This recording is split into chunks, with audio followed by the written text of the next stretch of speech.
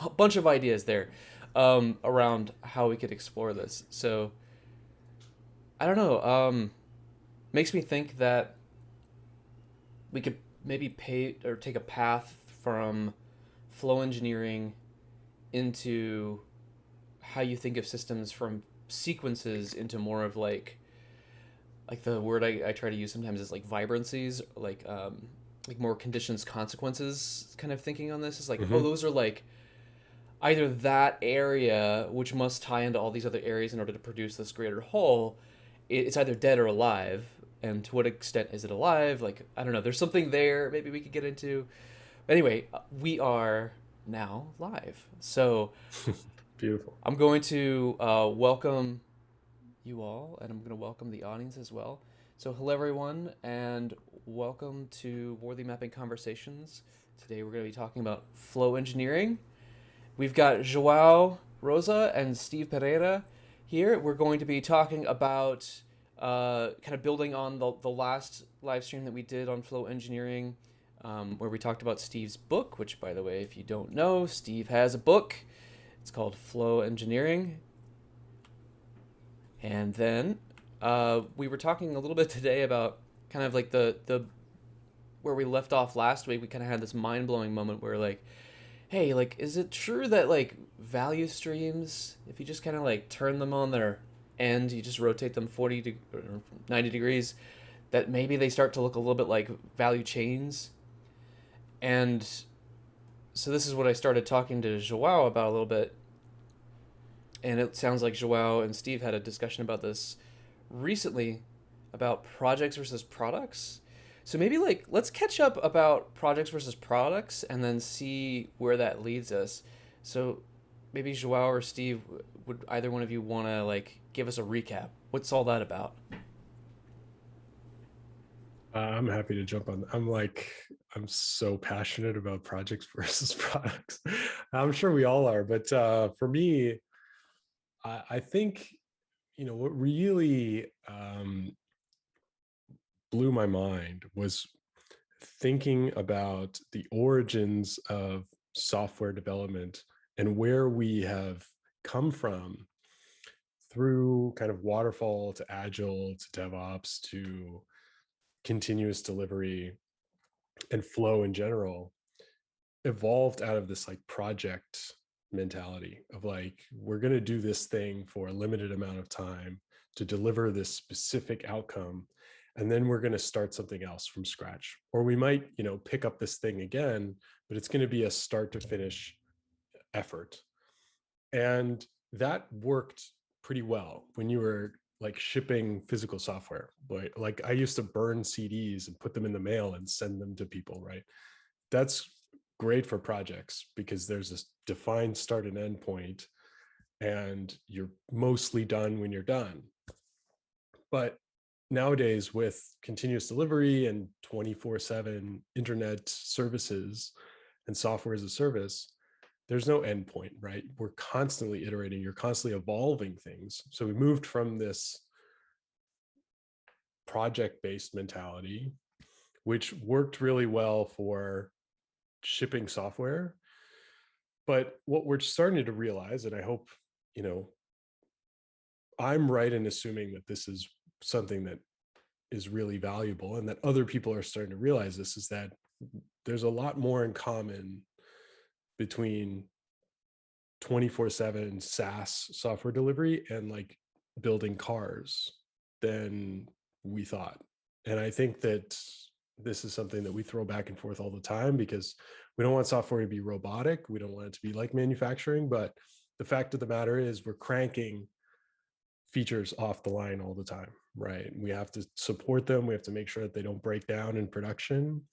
Um, it really, the thing that is interesting, and I can throw in a graphic to kind of illustrate this more specifically, but we have gone from in manufacturing where you spend a little bit of time designing and developing and then like 90% of your time producing and delivering, to in the software world, you spend 90% of your time designing and developing and 10% of your time um, delivering and supporting, right? So we have kind of flipped the paradigm, but all the activities are pretty much the same.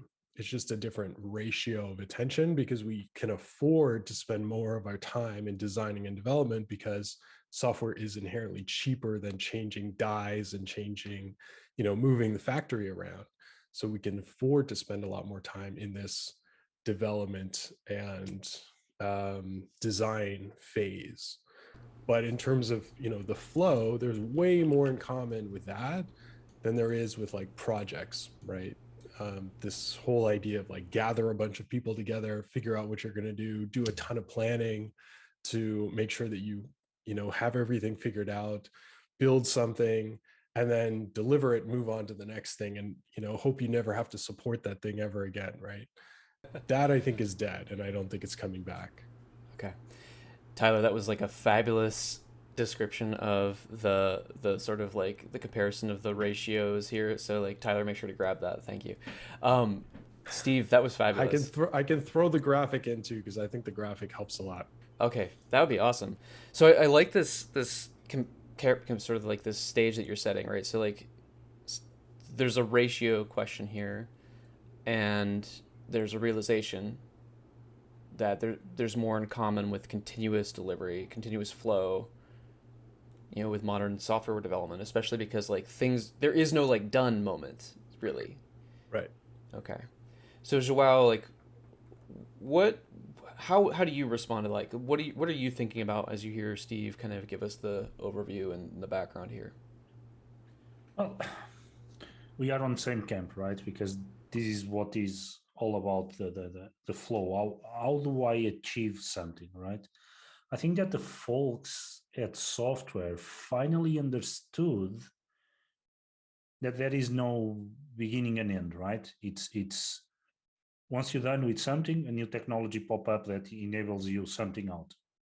Surprise, surprise, all the premise that is with Wardley mapping, everything evolves, and now visualization technique is able to condensate that, what we felt, right? What is for me important, because I take the hat of management and executives, right? Because I take these roles. I have lots of conversation with peers. That is what we discussed last week, myself and Steve. Go to organizations and they say, oh, we have all of these projects. So they are on this project mode, which is very disruptive. Once you finish up the project, then you have a time that you look for something, which is wasteful, right? Although it's good to have Slack, but look for something, it's different.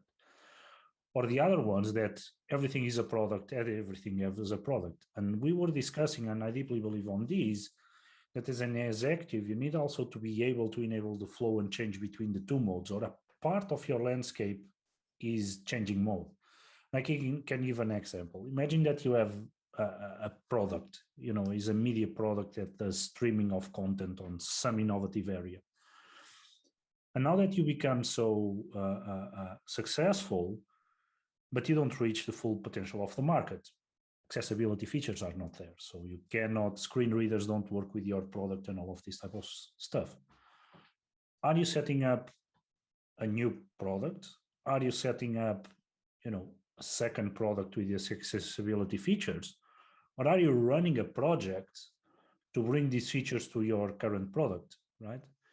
So, and as an organization, you can have this mixed mode around to achieve the flow, because you are being successful and you have a purpose, or different product lines have different purpose, but you can get there. And how do we achieve this?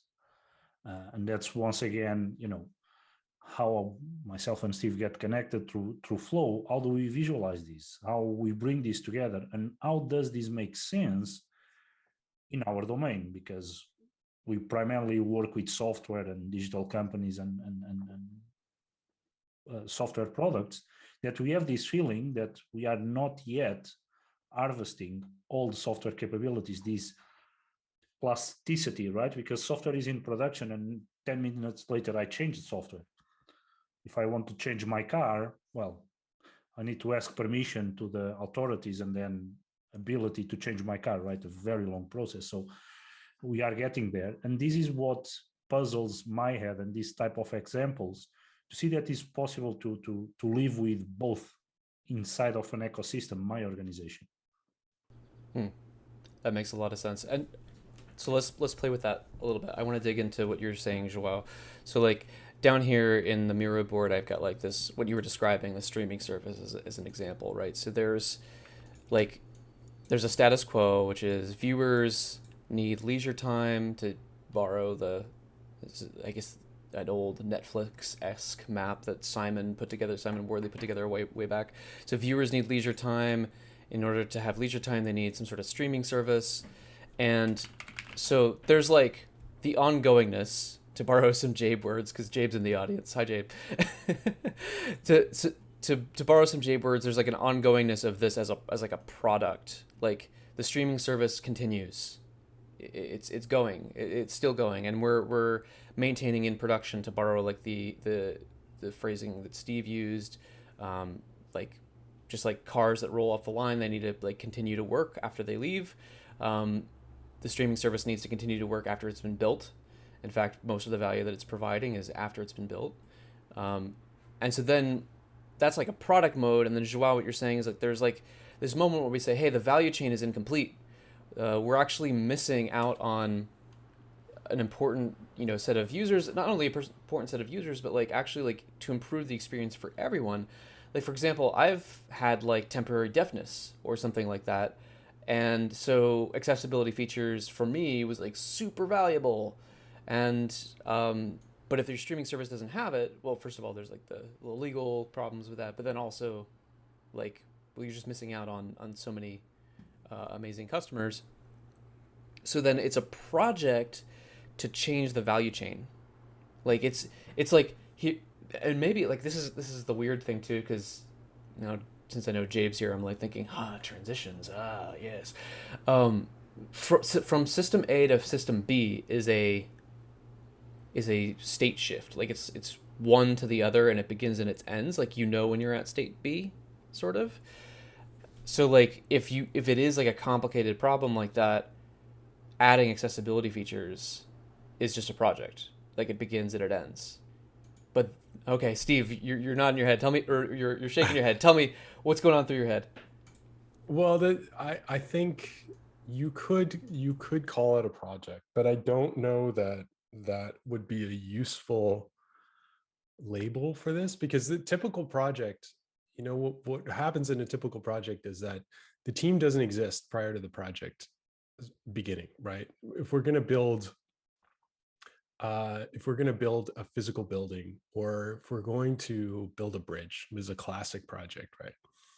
We kind of bring the people to the work, right? You gather up a bunch of people who will be able to deliver that project. And then the intention is that once the project's done, those people go away.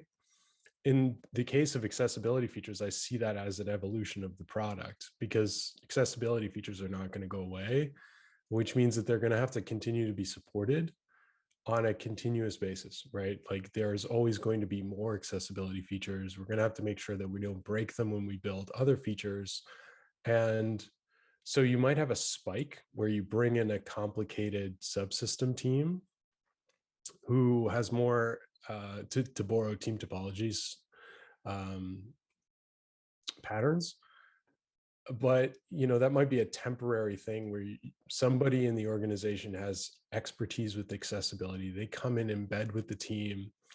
You adopt that capability into the features of the application, and then through cross training, the team is now able to support and evolve that continuously. But I still see that as just evolution of the product rather than a project. At most, I see it as like a spike of effort. Mm-hmm. But it's not like you're forming up like a Gantt chart for it, or at least I don't think you should.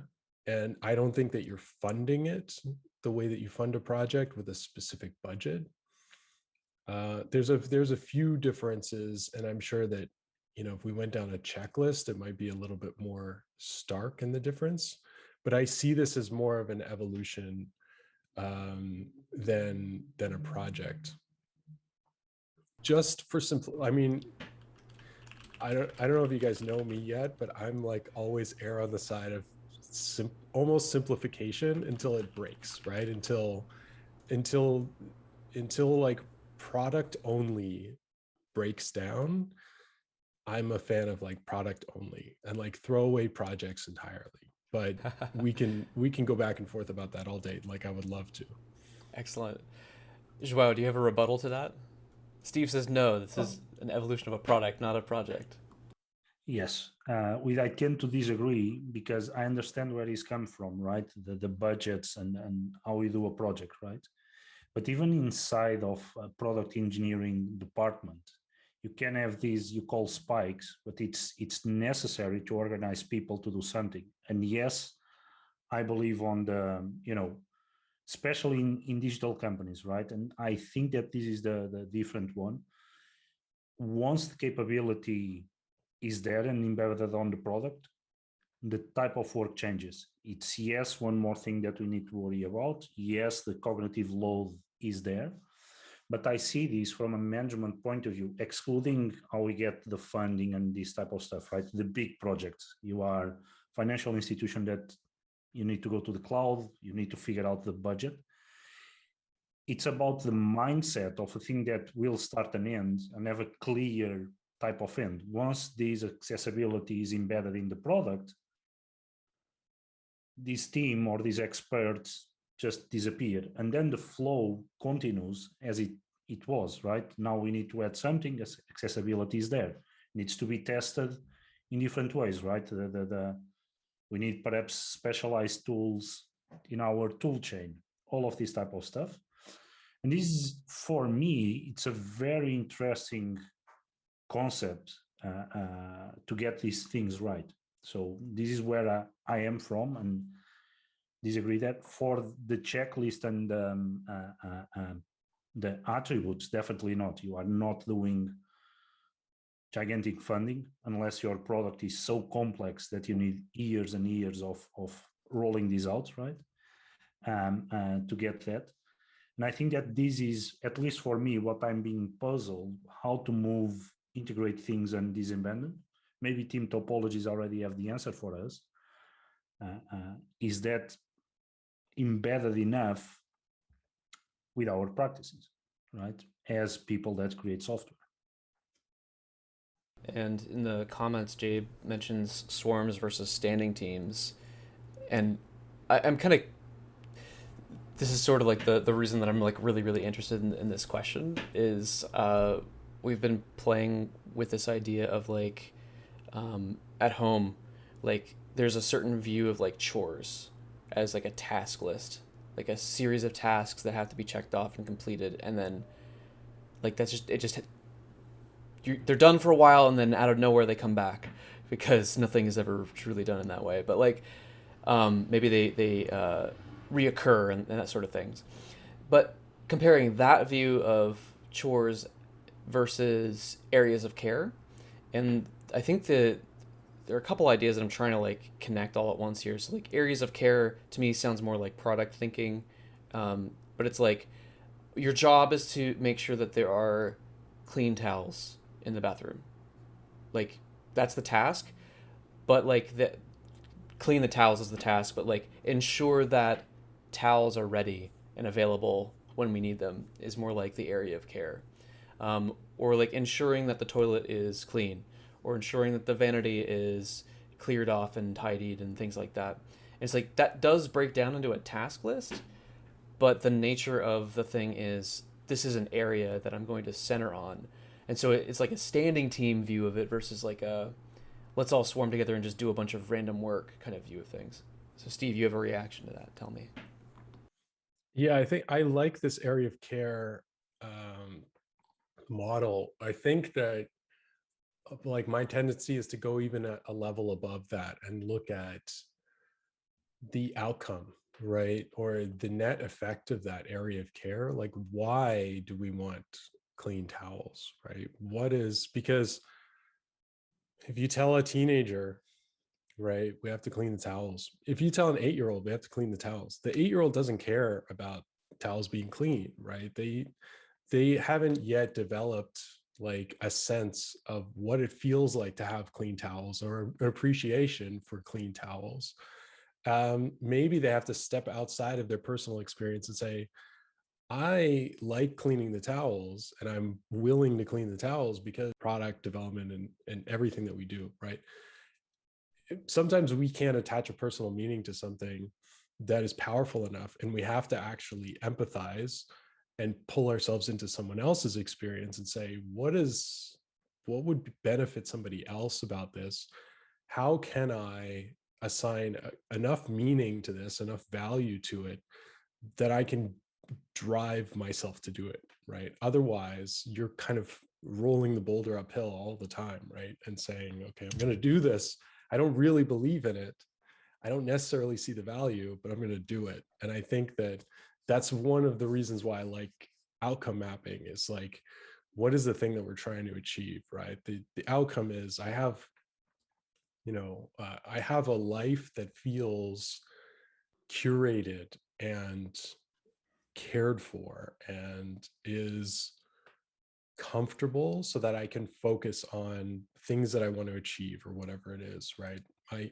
I don't trip over minor inconveniences so that I can focus on bringing my best self to my work. There are things like that that are a higher level that can sort of um, drive us through all the tough things that are, really difficult for us to motivate ourselves to do.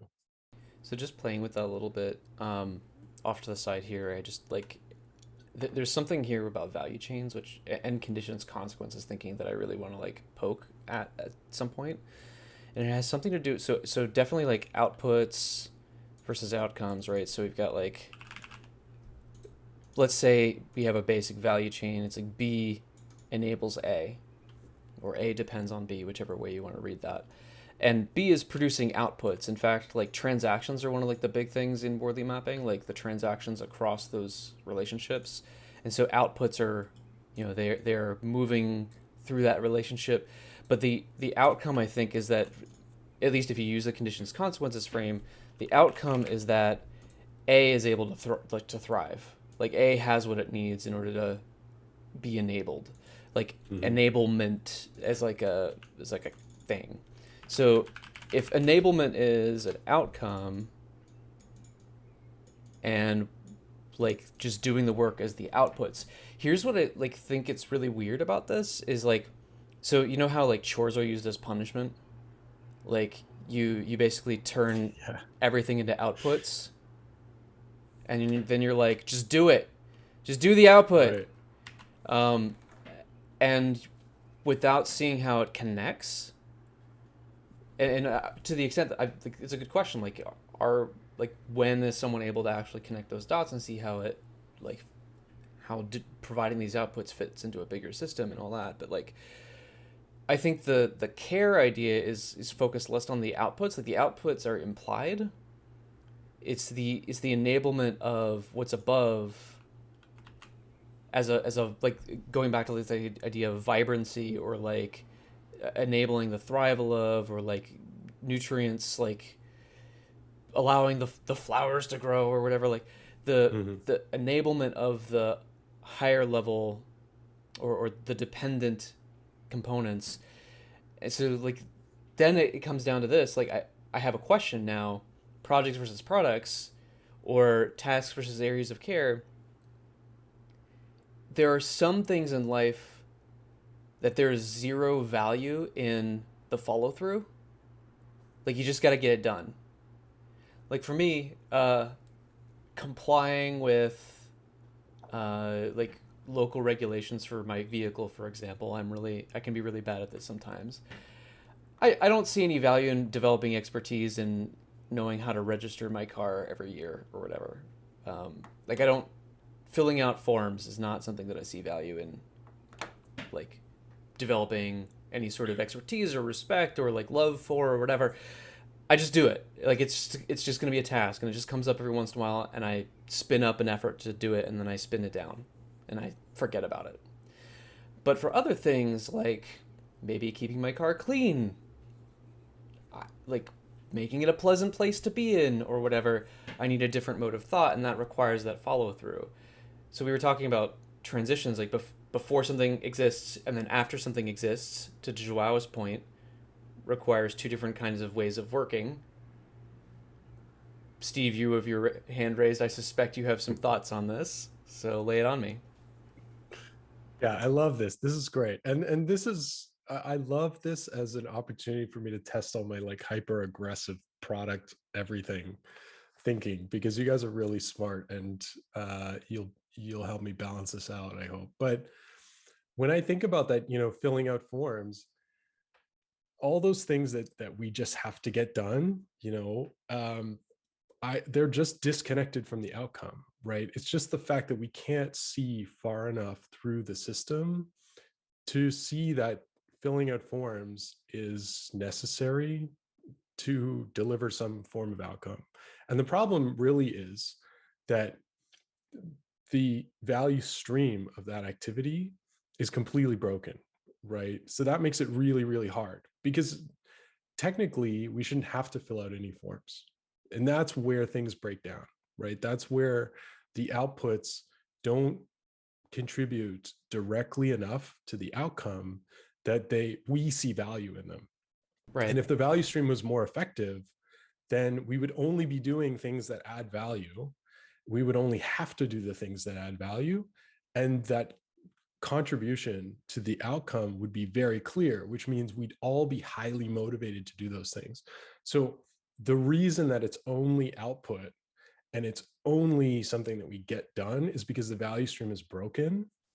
But in fact, if we were to connect that thing, if filling out forms actually enabled the positive outcome and you couldn't reach that outcome without it, then you really have one mode, right? I don't see two modes here. I just see a broken value stream. And so if we were to say that, and part of this, you can sort of step away from your own personal experience and say, if I didn't fill out these forms, what is the reality that I would be enabling, right? What's the difference between me filling out this form and not filling out this form? What is the net effect of the difference? The challenge is the broken value stream. So once you fix the value stream, then all of a sudden, every contribution you make is enabling the outcome, which means that you're always in system one, right? System two, this whole thing about I'm just going to do the thing, that is a sign that the value stream is broken. Dang. Broken value streams. Tyler, grab that. So, okay, Joao, like a rebuttal maybe. Like, so there are no two modes, there's only a broken value stream. Like, I see that with government forms, and this is something that thinking about Jabe and I have a workshop coming up with DDD-EU, and we're going to be focusing on this idea of things that are too big, meaning that they can't be like understood, which makes them like basically producers of injustice, like or producers of like just unknown consequences, which produce bad consequences typically. Like And tax forms.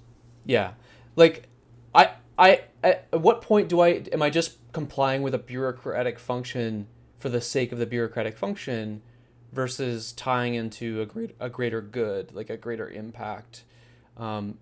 So Steve says, I don't see two modes. I see a broken value stream.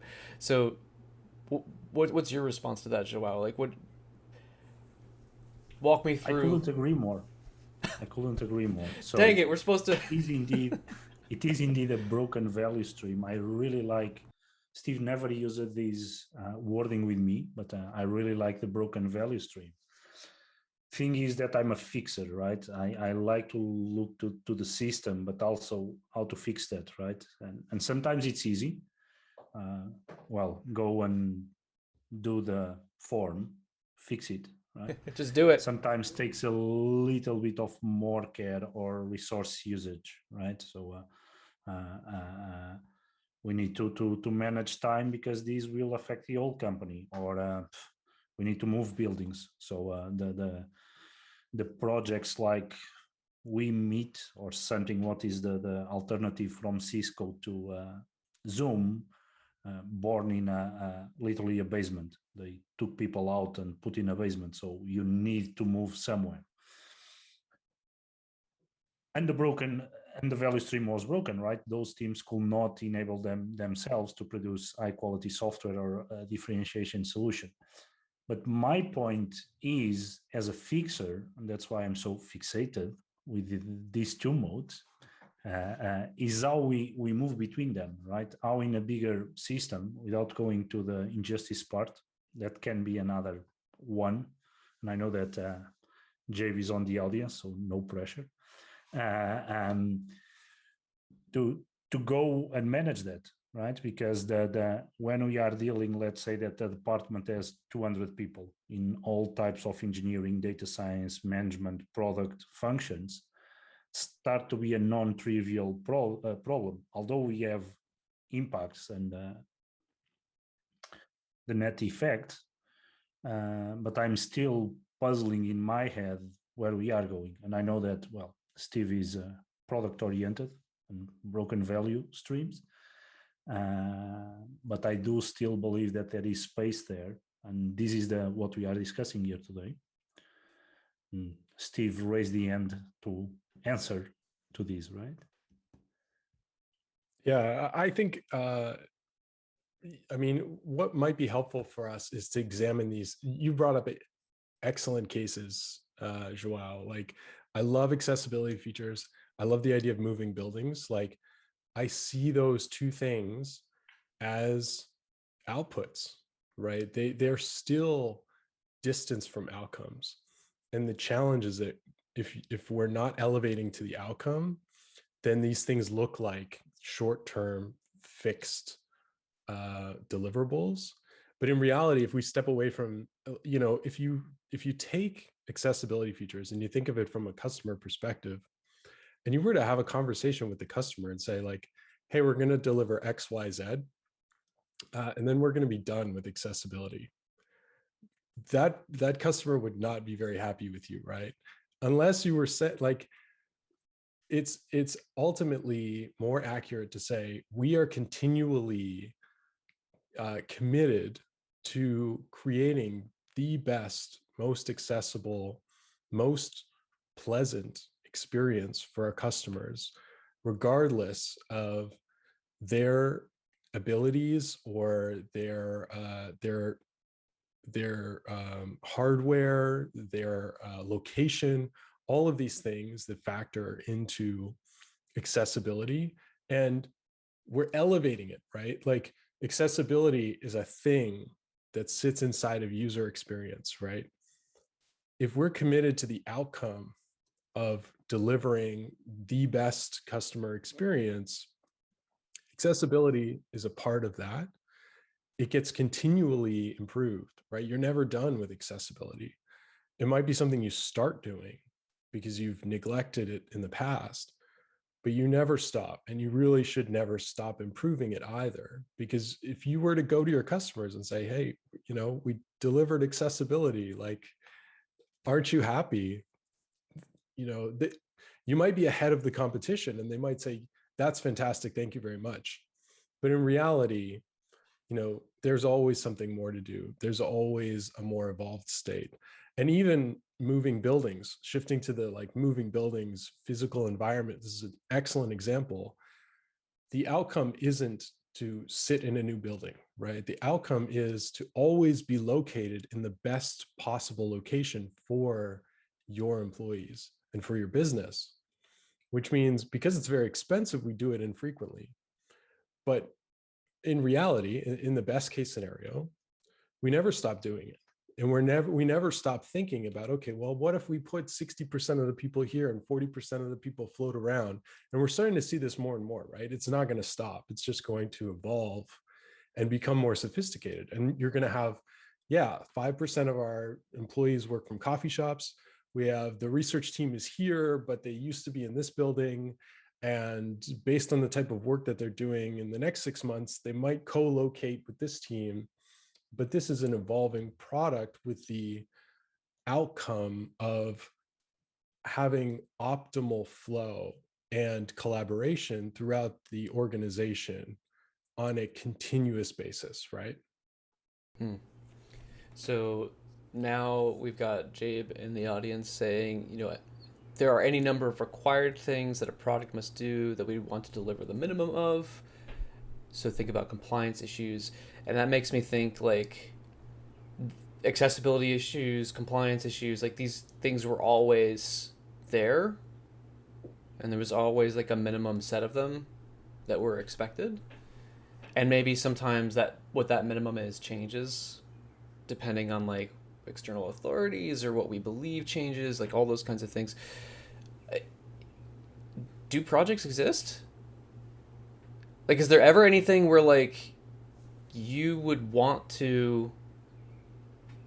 And I'll pose this to Joao, like as a fixer, you can frame things as projects all the time. Like maybe that's a useful like frame for things, but are they ever so disconnected from a larger picture that you can just get away with ending them? No. And I'm going to explain why, because so I'm also with the enterprise architecture community, so I really love this idea of capabilities. And also my background, what I'm being done in the my recent past is helping scale-ups, right? So I really like this idea of your wording, Steve, the neglecting.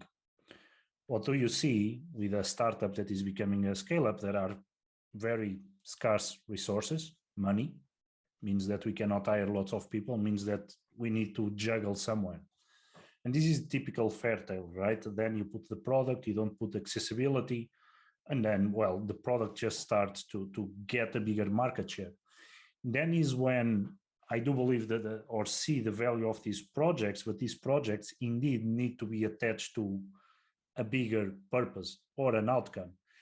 As you said and state, okay, if we are committed to get the best product because now you are in a new market or whatever, that means bringing the accessibility. The mode of bringing accessibility can be in several ways.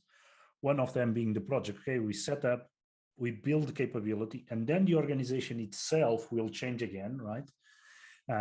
Because now we have more. And maybe when we had accessibility, the idea of the flow of the product that we had change it again, right? Because now with this accessibility, the boundaries don't make sense anymore with our streaming service. I do think that we are yet in this age of exploring when do we move? What are the heuristics and the patterns that will allow us to move? Which is a big part, and that's why I like Steve's work, a big part where Steve is playing with the pieces and the flow, which I'm very attracted to. Can we map these and put these outcomes? Can we discuss, even if we need projects, maybe we don't need, maybe we just flip things over and create new teams with different purpose that will change the boundaries. But how, right? What are the heuristics? What are those points where we need to change rather than the organization is in too much pain because we just lost 3 governmental contracts that in the past we should won, right? So, and that's why I do believe that there are these niches or these parts that we can think that. I don't believe that there is the beginning of an end. Maybe as a subject matter expert, you go in, you help the company and you go out.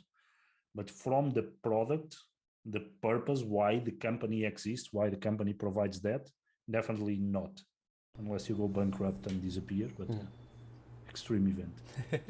Yeah, Tyler, real quick, I want that whole section. I want everything Joao just said. All right, Steve, what do you have to say? Yeah, thanks for always coming. This is such a great conversation. I love this so much. So the frame of the scale up is very powerful for this discussion, and I think that informs a lot of Joao's thinking about projects, because in a scale up, what you're doing is very project-ish, right? Because you don't know where the value is, right? experimenting. So you have these spikes that are more like projects because you don't know if it's worth investing in a real value stream there yet, right? So you're going to try a bunch of things.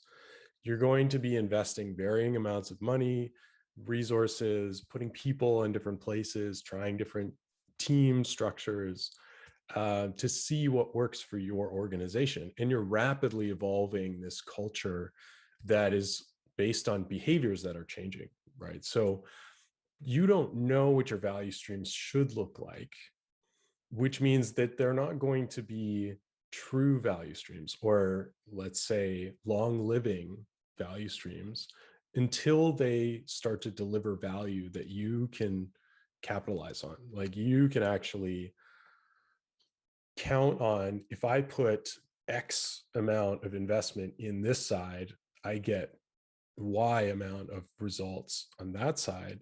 That's when it becomes a true value stream and you start to treat it as a product. But in the early stages, you don't know that. And the Scaleup was a fantastic frame for this. So in organizations with that low level of capability, that low level of value delivery capability, right? They don't know what's valuable.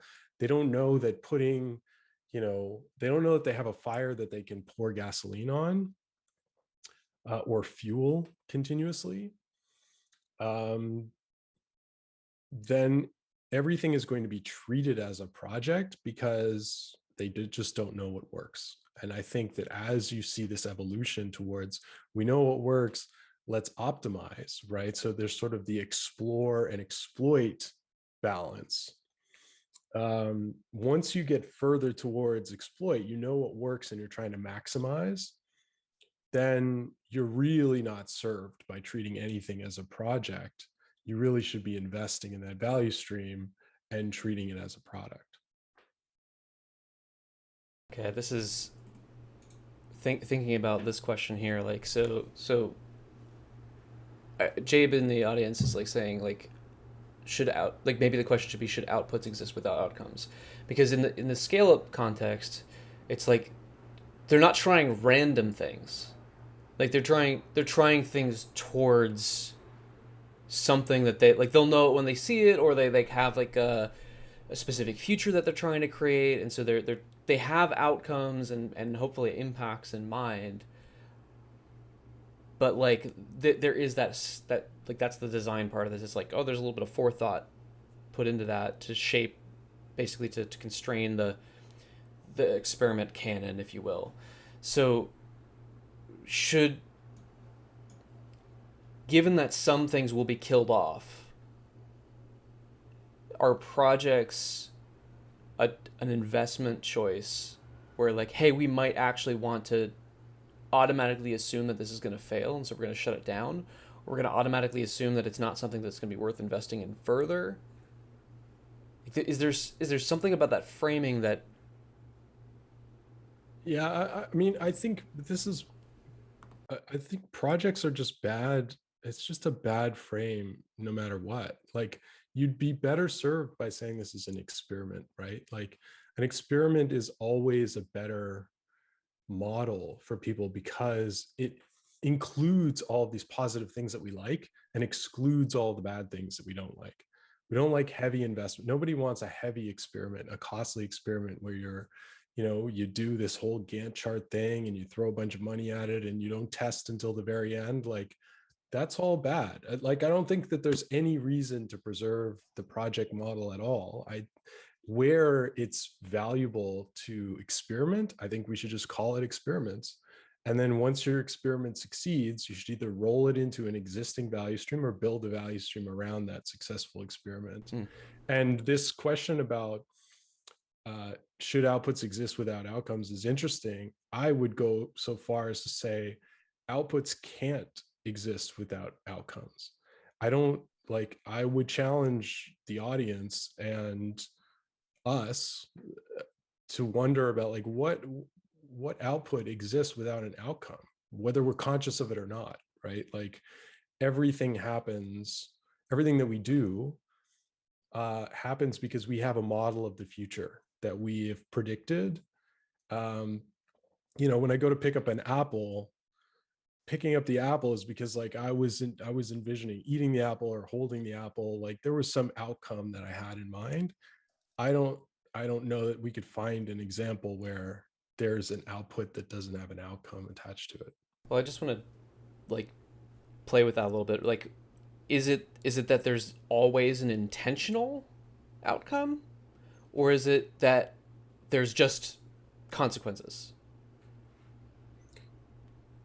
Yeah, I would say that there's both. There's consequences that we're conscious of and unconscious of. I think there's outcomes that we're conscious of and unconscious of too. We have, whether or not we're conscious of it, we have a vision for the future before we do anything, right? And it can sit like deeper in our subconscious or in our working working cognition. But I think that we always have a model. We always have an outcome, whether it's short term or long term, and whether it's like in focus or blurry, or it's conscious or unconscious. Okay. So now, But those are two separate things. We got the experiments over projects, and we have outputs without outcomes. And maybe they overlap. The Venn diagram I see is like this. It's not necessarily 100%. so I'm gonna pose this to Joao. Like, you're working with another client, and they're talking about projects. And let's say it's another, like, in this frame, right? It's the scale up kind of situation, or it's a similar kind of thing where, like, hey, we've got to try some stuff, and we're not really sure what's going to work here. How are you going to engage with that client to navigate that conversation about projects, which are going to be staffed in like a very short term way, versus efforts towards outcomes or experiments towards outcomes, which might be staffed in a subtly different way, might end up being turned into a team? I don't know. How do you navigate that conversation? The conversation using Steve words is idealizing this future. Luckily, in this case, the high level value stream is there, right? So the way that content is produced, the way that content is distributed, the way that there is the care about the customers stabilize, right? The organization learn, the way that doing marketing and sales, they learn, right? And then when, let's call second level, when you have more details about the value streams, is where things start to evolve a lot. And the interesting stuff is that match pretty much with Umbar's number. Every time that I ask about pain, it's we were 25 people. Well, we were 110, and now I'm in with more than 200. So also maps pretty well with the stages of pain or when the pain pop up. But my point is that what I'm doing is that they literally run in projects, and I stabilize a team around a new product line. But I know that this product line will disappear because this product line consists of two things: content production and content delivery. But because the technical landscape is not up to par, because we need to move components, for instance, moving to the cloud, doing those experiments there, right? So running that. In the long run, these teams will merge and reassign to different areas of the business, because it's not about the outside product that is bought by the customer, because now it's a SaaS solution, but with different components that you can buy. But it's about the flow. How do we enable people, that copywriters and video producers, to produce the utmost content that we have? How do we optimize distribution? Because there are 3 or 4 channels to optimize for. How do we treat about our customers and make the funnel go in, right? And what I'm doing is several stages, setting up these temporary teams to start splitting the current landscape, monolith, head of one person, to start also evolving capabilities, because at this point, the people doing customer success management, they don't have enough data. Okay, we just need to get data of all systems, go to database. Oh, stop everyone, guys. What if we build a data platform, because also we go to a different country where the rules of engagement are different? Because here in Europe, we talk about GDPR. We don't allow stuff to go to the US. We don't trust. So Not what trustworthy. else people will do, right? The GDPR-like regulation. So Mhm. all of these are factors. So I'm going through several phases of these teams that, okay, form around the problem, redefine the value streams, start reorganizing teams towards these value streams. Today, this was discussion with this new team on new product line. They were, what we have been doing the last 6 months to produce content doesn't work anymore. Now we have a problem. And I did, no, we don't. We have a awesome opportunity, because last time took 10 years with the initial product line, now just took 6 months. Those are the signals that I'm picking up. Okay, now we need to staff and changing composition of teams. We need more people and start splitting because a new problem emerged.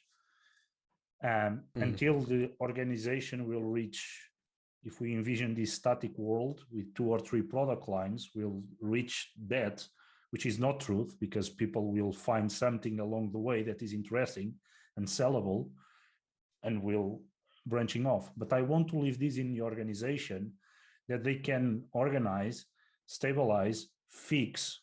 Okay, now as Steve described, the value stream is working, grow a bit, break this value stream, go and do it again. But faster, learn faster.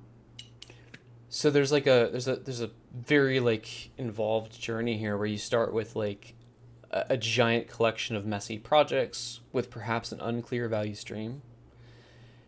You surface the value stream, or at least like what it is that we're trying to do here, right? And then you evolve that from all those messy projects into sort of a temporary product line.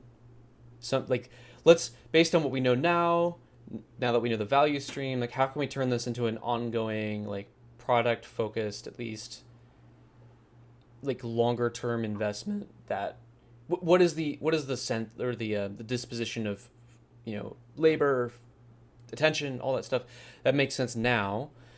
And then once that has stabilized, you're like, oh wait, no, this is not actually what's the valuable configuration. The more valuable configuration would be this other thing. But like there's an obvious progression of like mess to, I don't want to say order, but like at least high value organization. And then more you define boundaries. Defining boundaries. Yep. Yeah, so there's like this journey that you have in mind, and eventually like either the value chain stabilizes in like at least a relatively known pattern, or maybe it never stabilizes because the ground keeps moving underneath. The high level value stream is stable after a decade. What I think is that some parts of the company will start to stabilize. For instance, sales stabilize pretty quickly. The way that the organization went and opened countries, they start with some assumptions, and then they figure out, well, the way that we open new offices don't work. So they figure out that value stream, and now even they have the lead times, and the lead times match. Doesn't matter which European country you will go. We are jumping outside of Europe. Let's see if the assumption still holds outside of Europe, but at least inside of Europe holds, which means that that part of the landscape is stable and that value stream works. There is no problem, right? Other parts of the organization will happen. I'm quite sure that customer success management, they are really understanding where it's going, and they are not that unique. So yes, there are lots of information about doing customer success management that will stabilize. The core areas, because the company is a forerunner, I think that will probably never stabilize, because we see competition trying to copying the product and the methods. And that is a good thing that doesn't stabilize. Please continue to be a bit unstable, because this is also, you keep innovating. So it's a very interesting one from a management point of view, or an executive point of view. This is what I'm bringing because I'm fulfilling an interim role. People start realizing that some parts of the organization we need experienced people because it's stabilizing. Other parts we need really people to push the boundaries and change the boundaries because this is what paying off as an organization. Steve.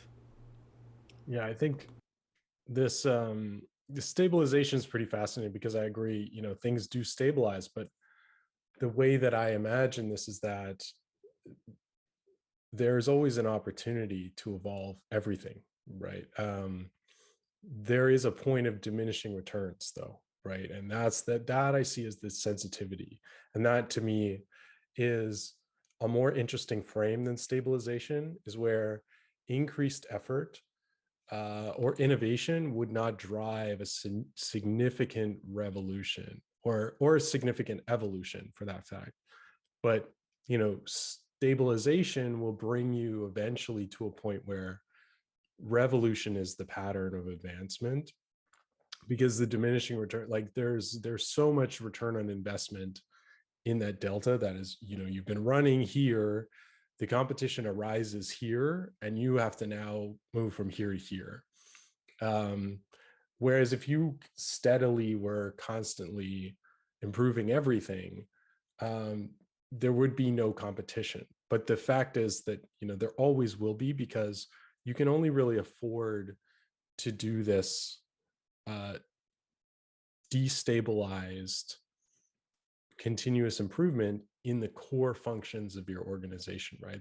A few things, you focus on a few things, and you dedicate maximum effort to constantly keeping them unstable to the point where you're innovating, but then leveraging some form of continuous return, some form of value stream that exploits the margin.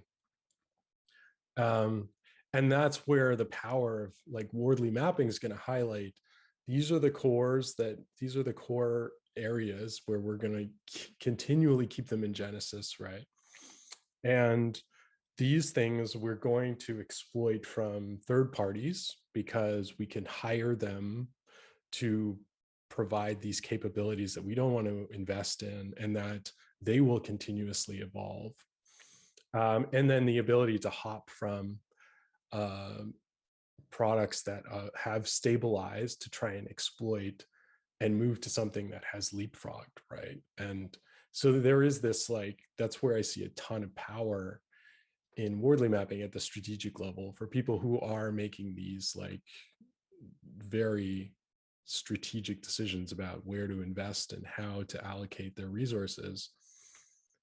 You get this ability to kind of take the best products, put them into your portfolio, and then focus on the products in your portfolio that need to stay in Genesis and need to be continuously evolved. All right. So to close us out, Jabe has another question for us. If we're cool with outputs having outcomes no matter what, that must mean projects have outcomes no matter what too. So in closing, are projects a valid frame? That's interesting. I would say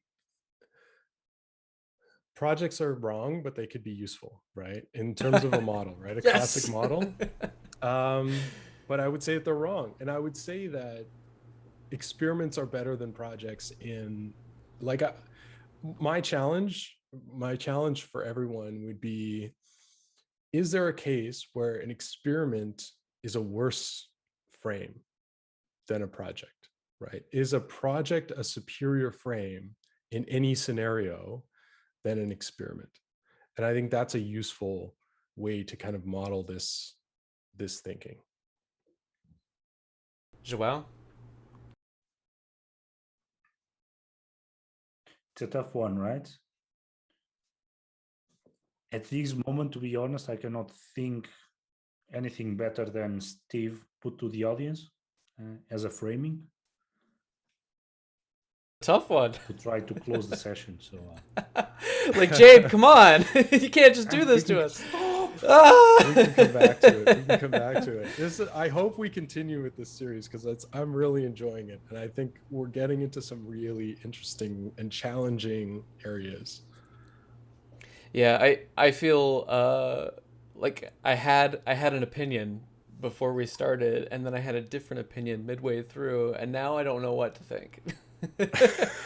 But all I know now is that I think it's important to pay attention to what is happening like right now, regardless of whether it's called a project or a product. It's like anything that is producing outputs is outcoming. It is doing something that is full of outcomes. So, that's something to pay attention to. That's a good point, actually. I think that, if there's one takeaway from this session that I would want to leave the audience with is whatever you're doing, right? However you frame it, make sure that it's tied to an outcome and that you're clear on the outcome being more important than the project or the experiment, right? The reason why you're doing this, the larger goal that it's serving is the most important thing, because back to the clean towels, that's the thing that gets people through the tedium of the task, filling out the forms, right? If there's an outcome, it makes all that easier, and it makes it easier for people to make the right decision when it comes to, okay, well, what should I do in this scenario? Knowing the outcome makes it easier for people to say, okay, well, because I know what we're trying to do, this is the way that I'm going to do this thing. Yeah, and Jabe had a response here. The question is, are you noticing those outcomes? I think noticing is a big theme lately. It's worth noticing what's happening in your systems right now, because like I heard, I think Venkatesh Rao say something along the lines of like, manage your productivity or someone else is going to be managing you, because your productivity system is like a lever of control. Like, well, your outcomes are outcoming whether or not you want them to. So maybe you should pay attention to those and be aware of that, or they'll just be running your life. Well, with that, thank you, Steve. Thank you, Joao. This was like incredibly helpful. I feel like my mind has been stretched and destroyed in some interesting and helpful ways. Thanks everyone in the audience. Thanks, Jabe. Thanks, Eduardo. I really appreciate you all being here. And please take a look at the Twitter profiles of these gentlemen. Their links are in the description. Go follow them, say hello, and please let us know if you ever want to see any particular topics or anything on stream. Just hit me up at Hired Thought. And as always, take a look at our live streams and our upcoming events at lwm.events. With that, gentlemen, thank you. I really appreciate your time today, and to the audience, thank you as well. Have a lovely day, everyone. Thanks, everyone. It was a pleasure. Thanks. It was great.